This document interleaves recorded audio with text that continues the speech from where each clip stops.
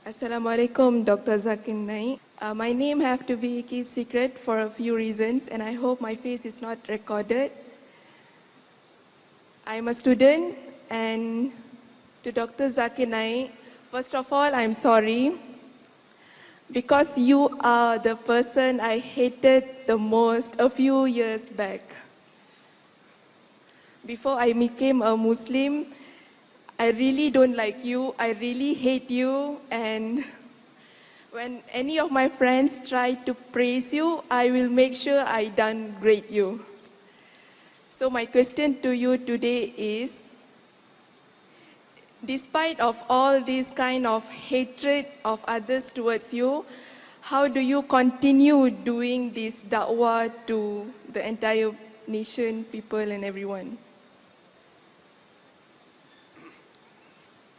And one more thing, Dr. Zakir, I would like to sincerely say I'm sorry for all the hatred in the past.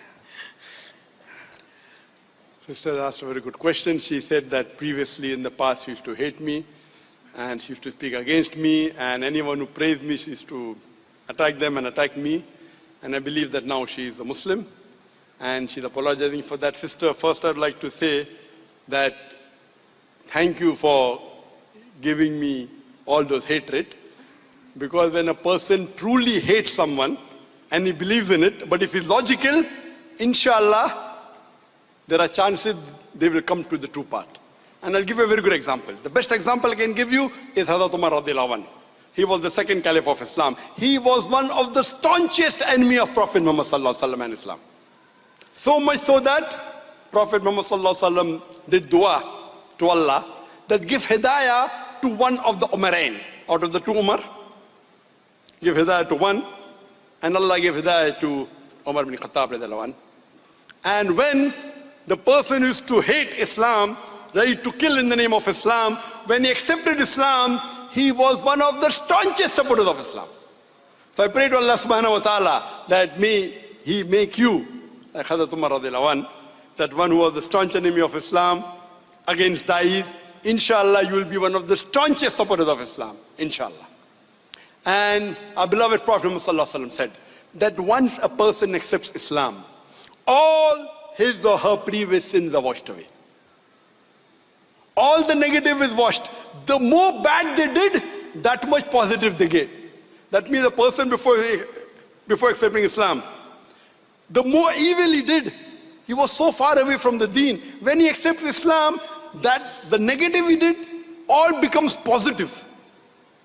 Means the more you abuse me or Islam, inshallah you will get that many positive points after you accept Islam, inshallah. Regarding a main question, that how do I, when there are many people who are hating me, how do I yet do dawah? And that's a very good question. And when I was new in the field of dawah many years back, when I started preaching, there were few people listening, then became 100, then became 1,000, then 100,000, then million. So I have to think, okay, first when I started out of 100, 1% was my enemy. So 100 people, 1% enemy. When 1,000, there'll be 10 enemies. When million, 1% of million, 10,000, 10,000 enemies. So yes, my popularity is increasing, and percentage-wise the enemies are increasing. That was my understanding, which I was wrong. When we do the analysis of the seerah of Muhammad sallallahu alaihi wasallam, we come to know that when he started preaching Islam, 5 of them accepted Islam. There were no enemies. As he kept on growing, spreading the truth, the enemies increased. Today, the person who is the most influential in the world, it is Muhammad sallallahu alaihi wasallam. Not only agreed by the Muslims, even by non-Muslims. Michael H. Hart in his book, The 100 Most Influential People, he puts our Nabi Kareem sallallahu alaihi wasallam, Muhammad sallallahu alaihi wasallam, as number 1. He's a non-Muslim, but puts Muhammad sallallahu alaihi wasallam number 1 most influential human being in the world. Do you know the person against whom the maximum books are written, the person who's criticized most today in the world, who is it? Who is that person? Who is it? Who is the person today in the world who's criticized the most? Who's attacked the most? Who is it? Who is it? Sorry? Can't hear you. Donald Trump, they say. Donald? Donald Trump. Donald Trump. How many books written against him? Today, the person who's the most attacked and hated in the world is Muhammad Sallallahu Alaihi Wasallam. By the enemies of Islam. Allah says in the Quran, in Surah Furqan, chapter number 25, verse number 31, that to every prophet we have appointed an enemy. And since Prophet Muhammad Sallallahu Alaihi Wasallam is the last prophet, he has to have enemies. I told the presence of Arun Shuri in India proves that the Quran is right. If people like Arun Shuri who write books against Islam did not exist in the world, the Quran would have been proved wrong. Quran says for every prophet we have appointed an enemy. So then I realized the more you spread the truth and people start liking you, the enemies start hitting you. Alhamdulillah, when I did a little bit of survey in the website, mashallah, the following kept on increasing. It is all because of Allah subhanahu wa ta'ala. I'm nothing. I don't deserve it. Not even 0.001% of it. We started. It increased. And as the MC said, now it is, alhamdulillah, 17.5 million on the Facebook. By Allah's grace, the largest any religious personality, whether Muslim, Christian or Hindu. The second is a Christian, Joel Oyston, 16.9 million. But when you go on the net, and when I did a survey, out of every 10 websites, at least 2 websites are against me. Maybe 20%, it may increase. Muhammad Sallallahu Alaihi Wasallam, you know, the followers are 1.8 billion, maybe 2 billion, some non-Muslim loving. But yet, the people hitting him are more today. The books written against him. And that reminds me of a scholar. That you asked me the question, how when people hate you, why it continues. There's a scholar who quoted that Hazrat Umar radiallahu anh, the second caliph of Islam, Allah subhanahu wa ta'ala created a sect who cursed Hazrat Umar radiallahu anh so that he gets sawab. One scholar said the reason Allah created a sect to curse Hazrat Umar radiallahu anh so that more they curse in the akhirah, he will get reward. So in the way Allah is rewarding him, when a person does the haqq, the word of truth, people speak against him, it will be converted on the day of judgment in his favor. Because anyone who criticizes me, speaks against me, and it's in the wrong, on the day of judgment, his good deeds will come to me. When his good deeds end, my bad deeds will go to him. So, though I don't want anyone to curse me, but when they curse me, because of the teachings of Islam and our beloved Prophet Muhammad Sallallahu Alaihi Wasallam, it makes me a stauncher dai. And the more you spread, you'll have to get difficulties.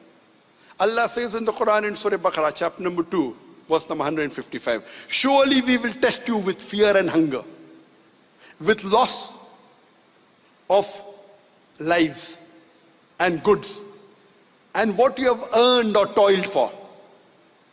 Allah will test you. Allah will test you with fear and hunger. And we find that more difficult the test, more is the higher reward in the akhirah. And our beloved Prophet Muhammad Sallallahu Alaihi Wasallam said, all the Ambiyas, all the messengers were tested much more than any other non-messenger in the world. So more difficult the test, higher the reward. And today, I always thank Allah subhanahu wa ta'ala that whatever little bit I've done, it is hadha min fazli rabbi. It's only because of Allah subhanahu wa ta'ala. And I left my profession. People told I'm a fool. I left my medicine profession and became a dai. I became from doctor of a body to doctor of a soul. They call me a fool because when I wanted to become a doctor, I thought it was the best profession in the world to serve the sick people. It is a good profession. But when I found a better profession of a dai, I gave up my medical profession to become a dai. And Allah subhanahu wa ta'ala blessed me much more than what I could have thought of. I'm sure if I was a doctor, you all wouldn't have come here in Perlis to hear me. There wouldn't have people. We did it for the sake of Allah. Allah gives you multiple times more. And today the problem, because we are spreading the truth, There are people against us. There are people accepting Islam in large numbers, alhamdulillah. Peace TV today, the network has more than 200 million viewers. Every day, hundreds of non-Muslims accepting Islam. This doesn't go down the throat of the enemies of Islam. Whether it be the Western countries, whether it's the country where I was born in India. They don't like it. I like the constitution of my country, India. It is one of the few countries in the world which give the citizen the right to preach, practice, and propagate the religion. I did not break a single law of the country. But because I was spreading peace, I was giving solution for humanity. All the people who don't like peace to prevail, they don't like me. So more they strive against me, I'm striving harder to spread the message of Allah subhanahu wa ta'ala. The more difficulties they put to me, thinking that they will maybe make me break down, it is making me a more firm da'i. Because as Ibn Taymiyyah, you know, the many people who attacked him, they threatened him that they will put him in jail, and they threatened him that they will kill him, they will exile him. Ibn Taymiyyah, Shaykh al-Islam, and I say that I'm nothing, I'm nowhere compared to him. I'm just 0.0001%. And I say the same thing what he said. That what can you do to me? If you put me in jail, I will do zikr of Allah. If you exile me, I'll do tafakkur, contemplate on the creation of Allah subhanahu wa ta'ala. If you execute me, I will become a shaheed. My Jannah is in my heart. They cannot take my Jannah away from me. I, as a da'i of Islam, looks at the seerah of the Prophet Muhammad sallallahu alaihi wasallam. The more they attacked the Prophet was kind. The Prophet was compassionate. We are nowhere close to the Prophet. But we as da'i, we cannot retaliate. Allah says in the Quran in Surah Fussilat, chapter number 41, verse number 34, that repel evil with goodness. You may never know who's your enemy, he will become your friend. And you are one of the best examples for the fulfillment of this verse of the Quran, of Surah Fussilat, chapter 41, verse number 34, that repel evil with goodness, the person who is your enemy will become your friend. And sister, I only follow the glorious Quran and the Sahih Hadith to the best of my ability. And the more you follow, because our main goal, and my lecture tomorrow, the purpose of our life, you should hear that. What is the purpose of our life? So if your purpose of our life is akhirah, this dunya is nothing. You strive for the akhirah, Allah will give you dunya and akhirah. And I pray to Allah subhanahu wa ta'ala that may He make me serve Islam as much as I can, though Allah doesn't require me, the rubbish that we are. We pray to Allah subhanahu wa ta'ala, may utilize every breath of my life to spread the deen to the best of my ability. Hope that answers the question, sister. Thank you, Dr. Zakir, for everything, and I hope you forgive me. Sister, I've already forgiven you, and I pray for you, and I pray that Allah has more people like you coming close to Islam, inshallah.